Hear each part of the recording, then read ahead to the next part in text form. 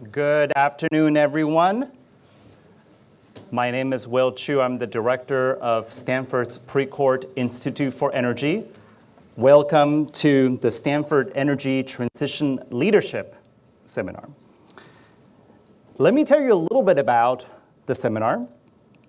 In this event, we invite practitioners, change makers, to share their lessons learned and the roadmaps for the future as we navigate this enormous transition. And today, I am honored to introduce Jeff Miller, CEO, President, and Chairman of Halliburton. Let me highlight one strong link between Stanford and Halliburton. Our steadfast champion, Jay Precourt, who is the namesake of our institute, who sadly passed away last year, has been a longtime board member of Halliburton, and we actually just celebrated his life earlier last month.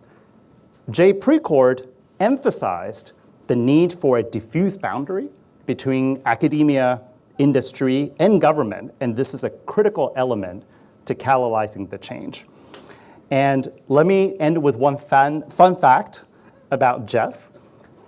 Jeff not only has received a scholarship in rodeo, I think for a brief moment, you were a professional rodeo player, and I had the pleasure of attending my first rodeo, so I had the pleasure of saying that for the first time during Sarah Week in Houston earlier this year. So please, everyone, a round of applause. Jeff Miller, Halliburton. All right. Thank you, Will. Well, thank you, and it is, I just can't tell you how excited we are to be here at Stanford with Halliburton Labs and having a wonderful day of meetings and touring and other things. I'll just briefly tell you a little bit about Halliburton if you're not familiar with Halliburton. We are an energy services company. We're one of the largest in the world. We operate in 70 countries around the world and have about 50,000 employees. We were founded in 1919 in Duncan, Oklahoma. We're 107 years old today, I guess, or 106 years old now. And I've been with Halliburton nearly 30 years. And I think what we do is sort of all parts of the upstream oil and gas industry. So everything from exploration and software. We have a fairly large software company that does exploration work and reservoir evaluation. We have drilling parts of the company that drill wells, provide all of the fluids and other things required to produce an oil well. And then we also complete wells. We're big in the frac business in the U.S. and around the world. And we are also, and we're a Fortune 500 company. When I think about our business, we have 112 nationalities that work for the company. 91% of our people work in their home countries, which means we're very diverse all around the world. And one of the things that brings us here, and we may spend a little bit of time on this, but I'll be brief, and then we can get to it in the Q&A or the fireside chat. During COVID, when oil and gas demand was down around 88 million barrels a day, down from about 100, lots of companies were going into alternative energies, particularly in the energy business. And we took a different view of that. And so one of the things, strategy, I love strategy because it's really a series of constraints more than it is creativity. And so we formed Halliburton Labs, which in effect is a cleaner, faster, more affordable energy accelerator. And we started that ultimately in 2021, and have today 41 companies that have been part of Halliburton Labs, and all focused on cleaner, more affordable energy. And so it is not corporate venture capital. It has just been creating an environment where we think companies that are starting up have the ability to meaningfully accelerate their startup, not really their startup, but their acceleration to become bigger companies. And so we'll probably talk a little bit more about that here in a minute. But super excited about what we're doing today. We held an investor event with a curated group of Halliburton Labs companies, along with several investors who've come from really all over. And I had a chance to visit with Arun earlier, which was fantastic. And I think we share a lot in terms of vision. So it's quite an amazing time spent here at Stanford for me. That's great. Suffice as an intro? Well, this is a wonderful opportunity, and it's exciting to have someone who is stewarding a huge energy company, and it's talking about the energy transition. I thought I would just begin by setting the stage on sharing our vision for energy here at Stanford, and it's really one that balances sustainability, affordability, and also security. And as we think about these objectives, achieving them simultaneously is very daunting. It's a huge challenge. And we value, to an exceptional degree, partnerships in how we get here. And to give you a sense of the speed and the scale for everyone here, and Jeff knows this inside out, let me give you some sense. Probably the best way to talk about scale here is the money. So there are multiple predictions, but it's roughly on the order of about $10 to $12 trillion per year of investments into the transition, at least for the next 25 years and more. And today we're spending about a tenth of that. So unlocking this capital flow is going to be extremely important. And as such, the energy transition at the core is economics. So we'll touch upon this a bit. And then to put this, the speed and the timeline into perspective, various climate models, including those at Stanford, are predicting that we have roughly 30 years before the temperature rise exceeds 2 degrees Celsius threshold over pre-industrial levels. So I thought we can take a step back and look what we have accomplished. And one of the biggest transition in the US and also globally in the energy system is natural gas, alongside solar, wind, and nuclear, especially over the past quarter century. And this transition has been enabled by the emergence of affordable shale gas, and Halliburton has played a very important role here. So Jeff, my first question is, tell us a little bit about the history here, the technological, the commercial, the policy ingredients that led to this rapid transition with natural gas doubling and the share in electricity in the US over the past 20 years. Well, the natural gas story is amazing because we didn't have plenty of gas 20 years ago. We didn't nearly have plenty of gas. Halliburton actually invented fracking in 1947 in Kansas was the first frack. It was a really small frack. It was a couple of pumps. That has grown today to where we put 60 or 70,000 horsepower on a location. But the confluence of directional drilling and fracking together are what made shale possible. And we've been fortunate to be at the leading edge of both of those in terms of technology, both directional drilling and hydraulic fracturing. And I don't think, we used to drill these wells all over and we would throw the shale away because it wasn't productive. And today that is in fact what we produce. And the US, it's just been an amazing journey technically. And so when I think about shale gas in the US and why does shale gas or oil work in the US, it's a very unique period of time where there was plenty of capital, the technology was available, and the infrastructure was in place. And so I've been all over the world trying to replicate that. Poland, France, you name it, China. But if those ingredients are missing, it doesn't work. And so we had plenty of capital, plenty of infrastructure, and the technology. And that combination created, in effect, what we have today, which is this industry. And it's changed quite a bit. It's become wildly more efficient. Just to give you a couple of efficiency numbers, 10 years ago, not 10 years, yeah, 10 years ago, it took about 2,000 rigs to produce 9 million barrels of oil a day. Today, it takes 500 rigs to produce 13 million barrels of oil a day. So that's just some sense of the pace of efficiency that's happened.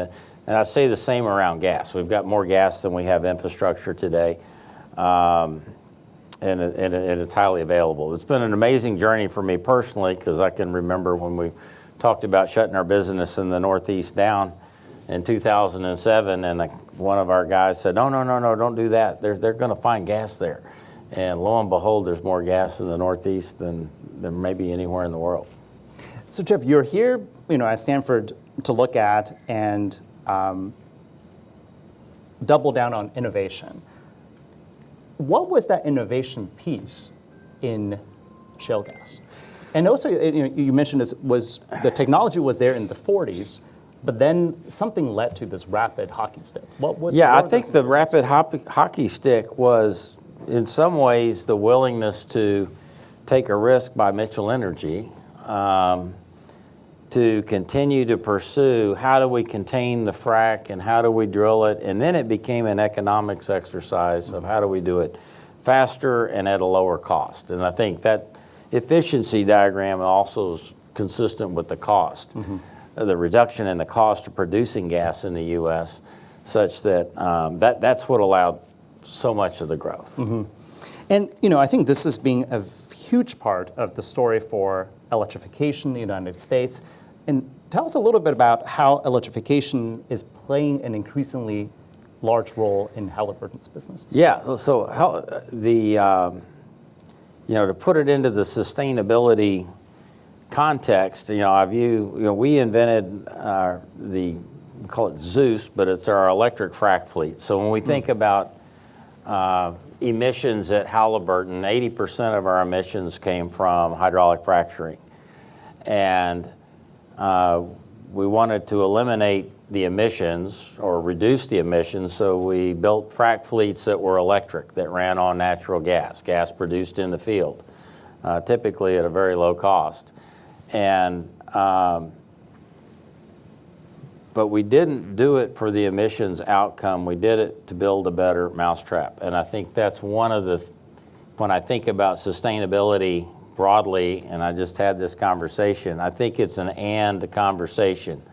The green premium, just the average American won't pay a green premium, but they will pay for a better mousetrap. And I think as we build better solutions that lower emissions, that's really the path forward. And so for Halliburton, from electrification, we've electrified a lot of equipment, but it creates better equipment. It's more precise equipment. It's lower cost maintenance equipment. And so there are a whole host of good economic reasons why we've done that.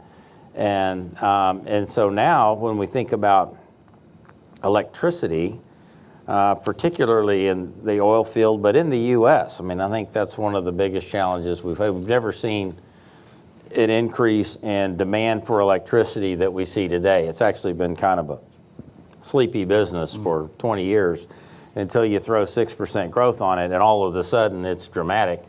And that is dramatic.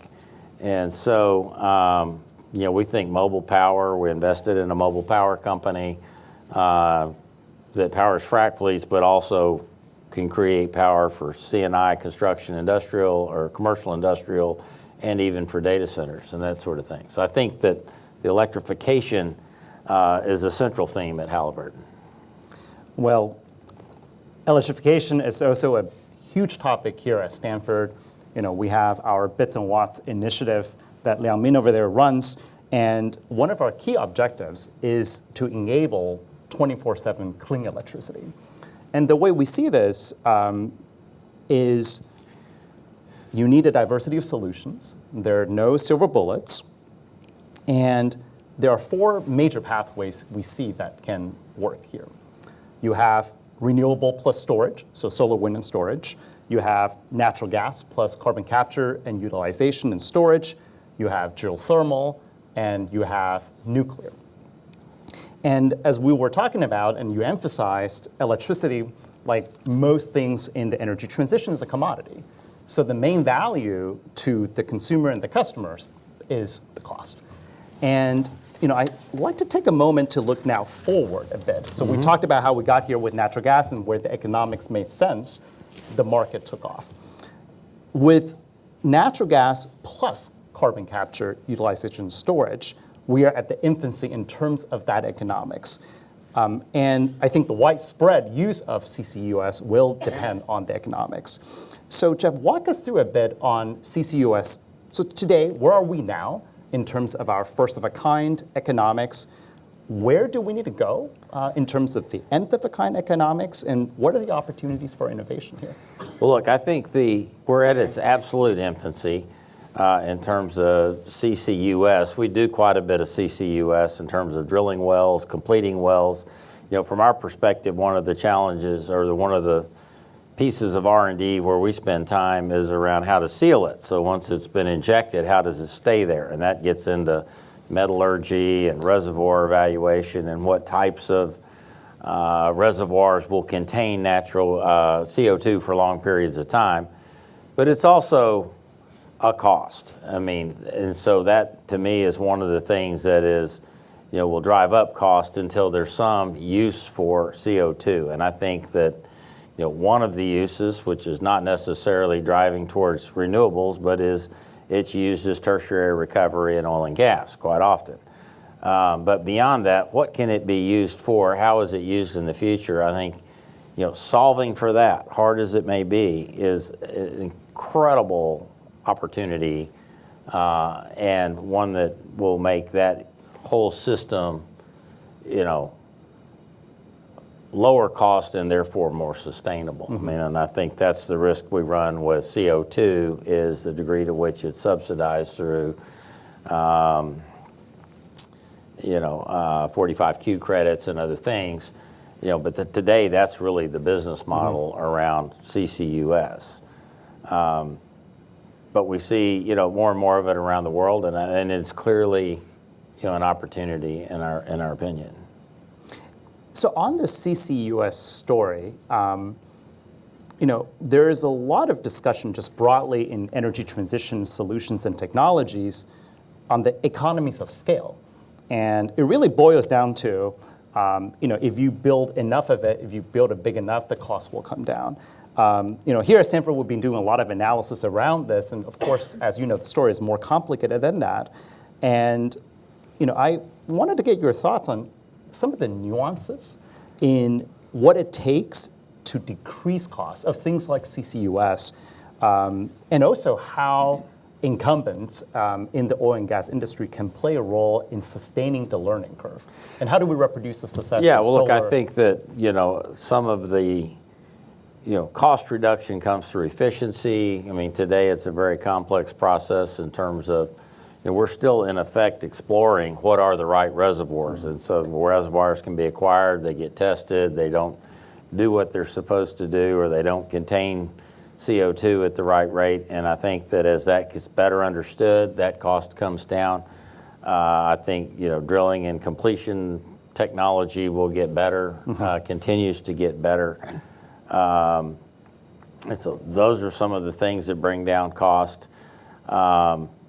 And scale will help just in terms of bringing down costs because we get more efficient. But I still think you're wrestling with the fundamental what to do with the added cost of doing something with the gas. And but I do think natural gas is so important. Natural gas and geothermal, just from a dispatchability standpoint. And I think that's, batteries and storage, or wind, solar, and batteries. Complete answer when batteries are solved for at scale. Then it becomes dispatchable. And I think that's when in Texas, for example, we're a large producer of wind power, but we almost have the other problem in terms of dispatchability of wind power. And so now we're building gas infrastructure around it. So from a cost standpoint, it goes down, but from a TCO standpoint, the price is even higher. And so I think that's the kind of things that we solve for. Well, I'm a battery person, as some of you know. enabling the technologies and innovating to get long-duration energy storage competitive is also a daunting task. And I learned in Texas that sometimes the wind doesn't blow for weeks. So the duration of storage is not just... Tell me which week that is, because I'm tired of getting blown by the wind. That's $1 billion question. Right? As a technology developer myself, we see the challenges there to achieving economics. And I think having the right comparison between the various solution paths, whether it's renewable plus storage, CCS plus natural gas, geothermal, I think it's the right question to ask. Let's continue on this geothermal topic since you mentioned it. Okay. What is the story on geothermal? It's even in a greater infancy compared to CCUS. It is, but it isn't, because we've had the good fortune of being one of the largest. I used to personally work in Indonesia for a few years, and we do a lot of geothermal in the Pacific Rim. We did all of the Sarula wells. We drilled over 100 of these wells in Indonesia. Successful project. And so that is a known quantity, and it is dispatchable, and it can be evaluated. And I think in the U.S. we're in the early days, but we're working today on 3 different projects where we're drilling 500 megawatt sized projects where we're drilling the wells, and eminently doable. And I think, I won't speak for my clients, but I think, positive view on, on the rocks and the ability, the decline rates that you have around rocks cooling and whatnot. So I think geothermal is a legitimate opportunity. Again, it's going to be sort of a combination from a cost standpoint. It's very competitive when the reservoirs are shallow, and I think as we drill deeper, the cost goes up. One of the things that we're working on today, and I absolutely believe it will be successful, is the fracking of geothermal rocks to create conductivity so that now you're injecting in one well and capturing steam out of another, as opposed to you really need the 3 phases in Indonesia. You got to be fortunate enough to have steam. But I think in the U.S. it's going to look different. But I'm probably as encouraged about geothermal as I am anything, even though it's very early, just because it doesn't have any of the ands associated with it. And it's clean, firm power. It's clean, firm, dispatchable power. Yeah. And where are you investing in terms of innovation to further accelerate the cost decrease and learning for geothermal? Yeah, so obviously around modeling hydraulic fracturing, what that would look like to connect well bores, what does it, obviously anything that's related to drilling wells faster, drilling them more precisely is places where we put R&D dollars, and then also in the software around reservoir evaluation and how do we predict that? How do we know what that is? And so we spend a lot of time modeling different outcomes. How do we build models? How do we use AI to strengthen models so that they become more efficient, so that the activities become more efficient? And so I would say 30 cents of every dollar we spend at Halliburton goes into software in some form or fashion, which is hard to imagine. You think of big red iron, but the fact is 30% of that red iron today is software. In fact, one of the most unique innovations in fracking, which has to do with, I'll tell you about 2 innovations that I think get to both of these that I think are really meaningful. One is in hydraulic fracturing, ultimately sand is pumped into rock in order to create cracks, which would allow water to move through a geothermal formation, or it allows oil or gas to be produced. For the very first time, we are able to, in real time, model where the sand is going. And it sounds like a simple thing, but we've come up with a direct measure of where the sand is going using a lot of mathematics and fiber optics, and we've done it at a cost point that makes it doable. And so for the very first time, 6 months ago, we were able to automate equipment that would read the reservoir, and the equipment would respond so that now that's driving a step change in recovery and ultimately efficiency. And so I think that in something like geothermal, that's going to give a leg up in terms of the knowledge that we have. It gets to start where fracking is today, where unconventionals are today. Geothermal gets to start. And so I think it's got a huge head start, even though it's early days. Well, geothermal has been a big part of Stanford for the past 40-some, 50 years. And in fact, earlier this year, we held the largest geothermal conference here with about 500 people coming to Stanford. So we absolutely share the enthusiasm around geothermal. Let me take the conversation from innovation to policy. So you highlighted earlier, Jeff, the importance of having the right ingredients, and funding, economics, policy are all important. And this is a critical driving force for the energy transition. A key area that requires innovation, and you touch upon this briefly, is also carbon markets. To think about this additional step that we have to add for it to make sense. Highlight for us, Jeff, maybe a few, 2 or 3 policies that you felt had generated substantial impact for the industry, for your business. How perhaps you would have done things differently in these policies?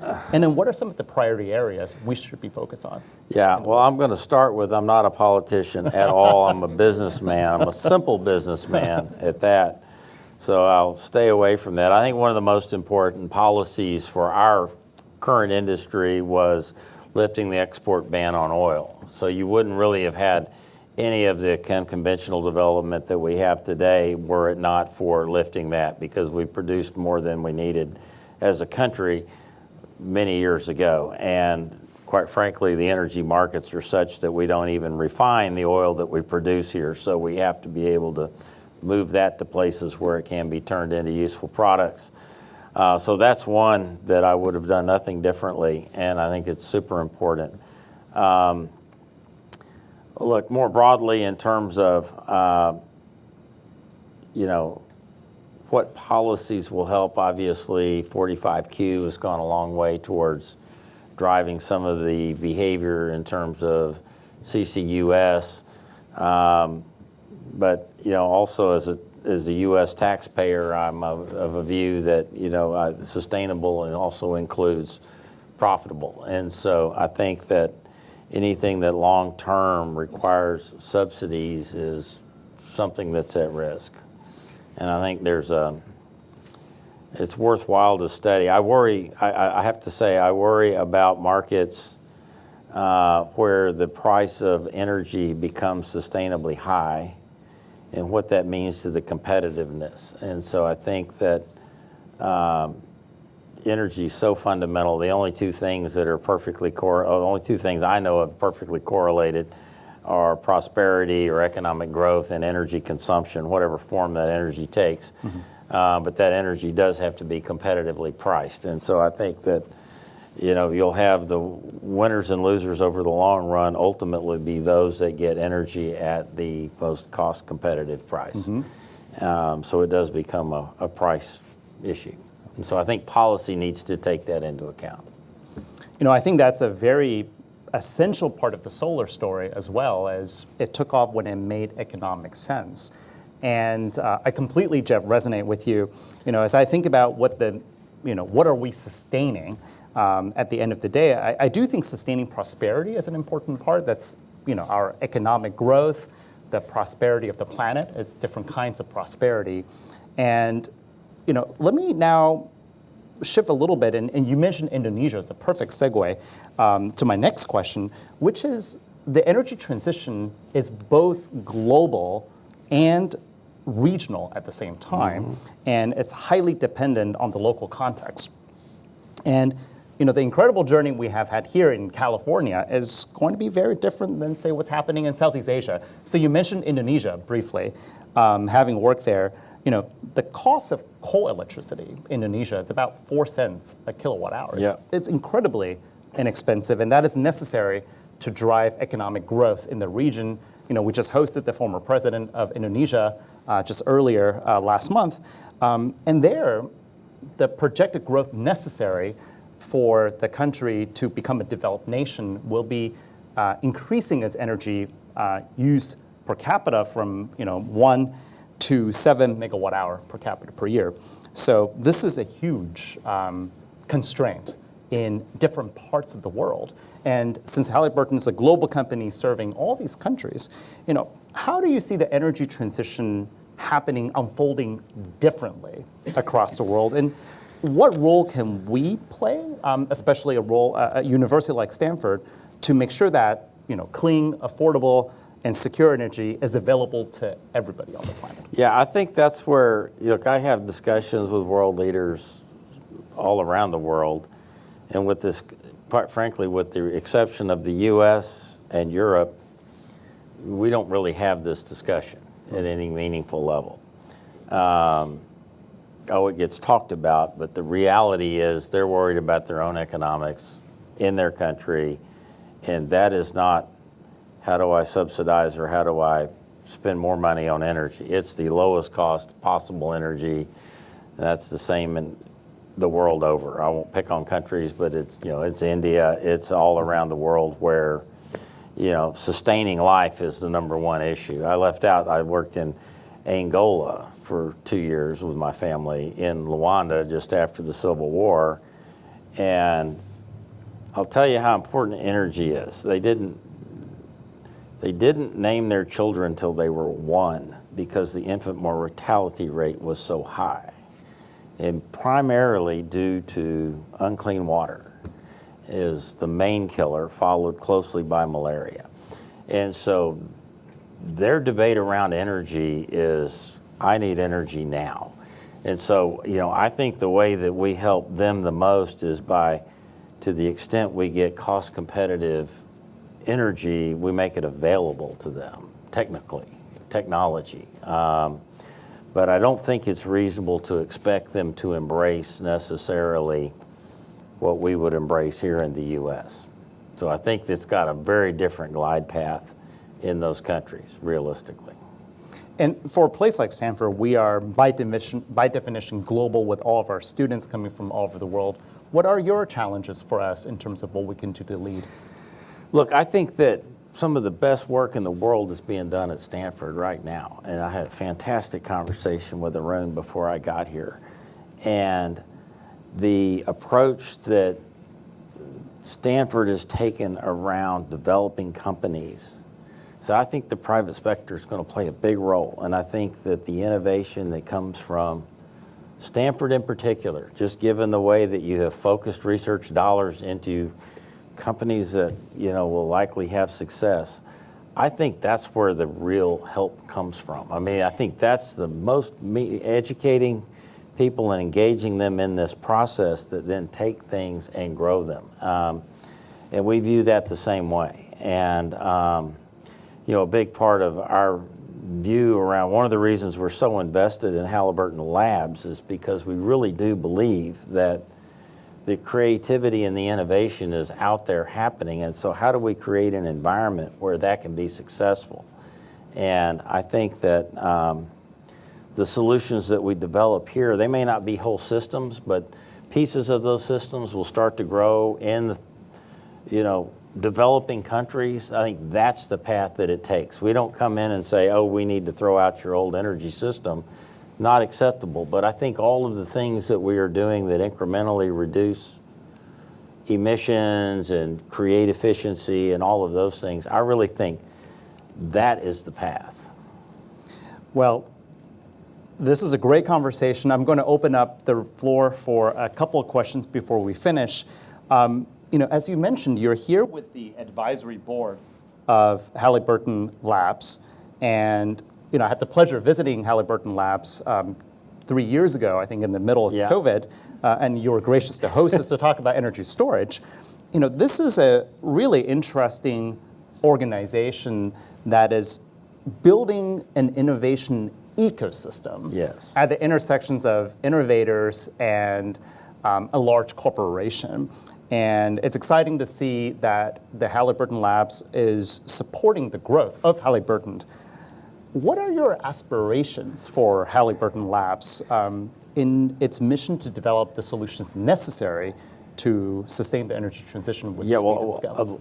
Thank you. And our entire value proposition at Hal Labs is around cleaner, more affordable energy, and building an environment where that can happen. And during COVID, Maynard is a big part of this early on, but we were reading the Idea Factory and trying to glean from that what we thought we could take from that to create an environment for success, for innovation. And then we really didn't have any capital, and I'm a big strategy guy in terms of do what you do well. Competitive advantage is very difficult to build and develop. And so we knew we didn't have competitive advantage in clean energy, and so we weren't going to go try to invest shareholder money in things we didn't understand. So Hal Labs was an opportunity for us to learn as a firm and create a place where companies, not startups so much as companies underway, could come and use all of the resources that we have to accelerate that journey. And for that, we trade, let's say, 1% spot on the cap table, very small. And it's worked out. We've had 41 companies at Hal Labs now. When you were there, we probably only had 5 or 10 maybe. Wow. We've got 41 today, all different levels of progress. And what we've, personally, we've learned so much. And it's what's created sort of the courage on my part to make investments in power, mobile power, some other things that we've done has really come through the personal engagement with entrepreneurs that are in this space, making a go of it. And we get an opportunity to work closely with these companies. And so while we're doing that, we're learning about their challenges. We create a very different relationships with our Hal Labs companies. And we don't threaten their IP. Everyone has time in their schedule to make time for startups. And so I think what they found is that immediate access to manufacturing and the immediate access to manufacturing engineering and sort of that engagement has been really valuable for them. And we're creating value. We're creating value with the small investments that we have in these companies, but always at a very small level. But I think as a company, it's opened our eyes to what's possible in a whole lot of different areas. And one of the things we've really learned has been my comment around a better mousetrap. I mean, the companies that are successful are lowering emissions, but they are in fact building better mousetraps. And it's amazing to watch them. And so when you think about what does Stanford contribute to that, I think that's one of the most important things that can happen is the ideas, the incubation, the development, and then the launch of private companies that can go out and start to make that kind of difference. And I think you'll see them scale like crazy. I think we've kind of gone through a euphoria period here, and now we're into the real work. And I'm actually an execution guy, so I'm really excited about the hard work that's ahead of us now. The euphoria and all the noise was interesting, but I actually think today, and I think Stanford is a leader in that regard, doing the hard work, which is doing the research, building the companies that go the long run. Well, we are on a mission, that's for sure. I have no doubt. Let's take a couple of questions before we wrap up here. Cindy has the mic over there, and maybe we can start over there to my left. Okay. So my question is, a lot of the conversation is about carbon reduction, especially in the governmental levels. Why aren't we talking about carbon removal? And if you were an entrepreneur, where would you put your energies in the energy transition? Yeah, that is, look, I think that replacing entire systems is a heavy lift, and that will be very incremental. And so I think that's why you hear us talking so much about reducing carbon as opposed to replacing entire energy systems. I think electricity and the grid and some of those are probably the best opportunity to, like I talked about shale early on, you've got infrastructure in place. Let's go ahead and capitalize on existing infrastructure with new solutions. One of the reasons I'm really high energy or excited about geothermal, because it uses so much that's in place and existing technology. It's still a heavy lift, but it's a lift that you can see happen. When I think about reduction, because I think that's an important thought here. In our industry, the oil and gas industry was historically one of the most dangerous places you could possibly work. It was not safe. 30 years ago when I got into this business, most of us were missing fingers. Today it's one of the safest places to work.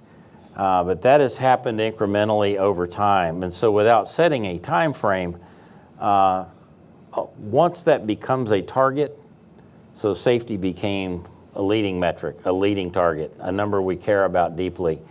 And all of a sudden, everything started to have the and. We're going to be more efficient and we're going to be safer. And I think today, even at Halliburton, not even at Halliburton, but at Halliburton and almost all companies, the thought process is an and process. So we want lower emissions and we want better efficiency. And so I think we're on a path that's very productive. The speed of that path is a lot harder to determine. Thank you very much for the conversation. Really interesting. I heard you mention that Americans aren't willing to pay a green premium, but I didn't hear any discussion about sort of the external cost of burning fossil fuels. At the same time, I heard Dr. Chueh mention that we're at about 1/10 of the investment we need every year for the next 25 years, 1/10 of the yearly investment. I'm curious, so, I hear a lot of conversation about all these, sort of greenwashing technologies that have various degrees of, predicted success. At the same time, pretty much every economist globally, as well as at this university, would say that pricing that external cost and then returning that to the people, using those revenues to return to the people, is the best way to actually achieve the sort of transition that we need. Just a couple other things. So you talk about the countries that would be done the greatest disservice from a transition away from fossil fuels. But there's research being done at this university that shows that those countries in Southeast Asia and Sub-Saharan Africa will be the most negatively impacted by climate change, losing 20% of GDP for each 1 degree Celsius increase in temperature. That's research being conducted here at this university, also predicting global GDP losses of 10% for every 1 degree Celsius increase in temperature, and predicting that we've already lost 10% of GDP from baseline for the increase in temperature that we've already seen from the burning of fossil fuels. So I believe that oil and gas companies will be an important part of the transition to clean energy. And I believe that you guys want to improve the world. I'm curious what you are doing to further a carbon pricing policy as quickly as possible. Well, I will not take on the research that's being done at Stanford by any means. But what I would say from our perspective is we are lowering emissions. From a policy standpoint, we're a participant in the policy. So, I would support, that I think carbon, it's to the degree that the government or the degree to which the American people are willing to implement a carbon tax, that's probably one way to take that into account.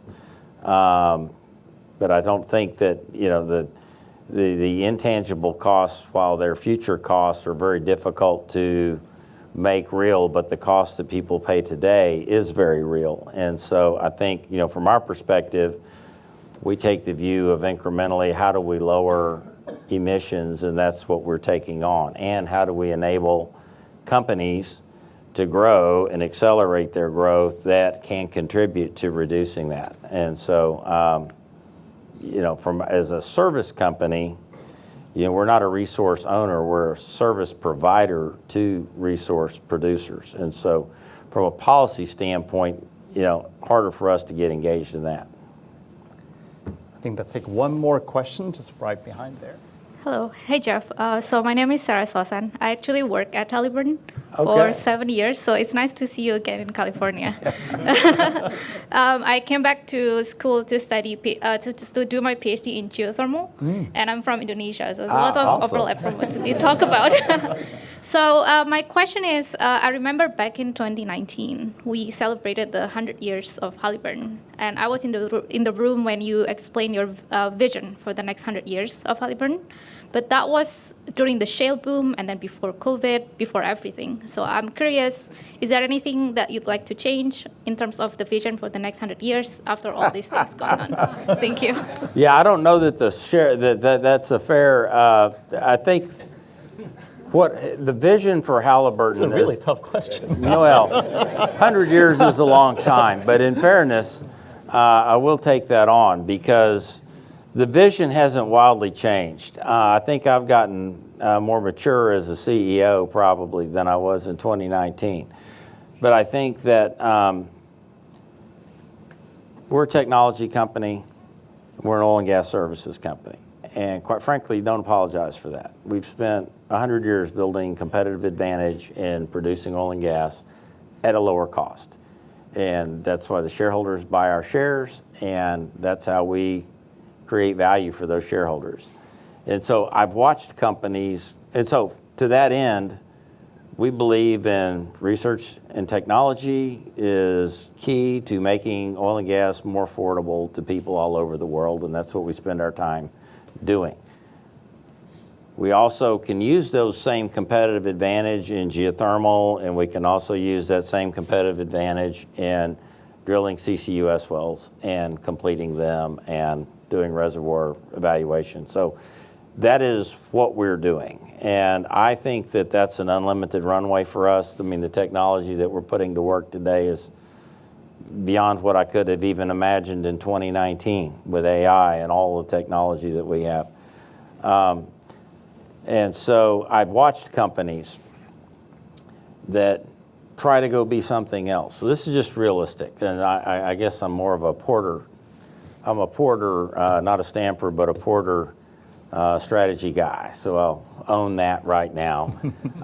But the idea that you're going to go be something else is not realistic most of the time. I just haven't seen that work. And you can dabble in other things, but ultimately you have to be in businesses where we can generate a return. And for us, that's oil and gas services. We have skills and capabilities that might apply to something else, but it's not apparent to me today. But that's one of the reasons why we started HAL Labs, is so that we can learn by doing. And we've seen a few places where we think those skills are applicable. Mobile power is one of them, where we are making investments today. But that doesn't change the competitive advantage around being an oil and gas services company. And I think that companies that ignore what it is that they can do it at their own peril. And not just their own peril, I mean, they go out of business. And we've seen a number of oil companies struggling through this in a meaningful way, and you see them getting back to what it is that keeps them in business today.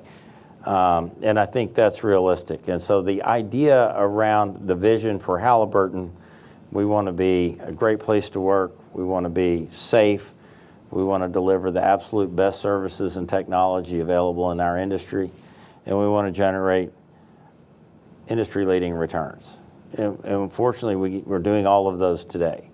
But what we do have also is the ability to, with that capability, start something like Halliburton Labs.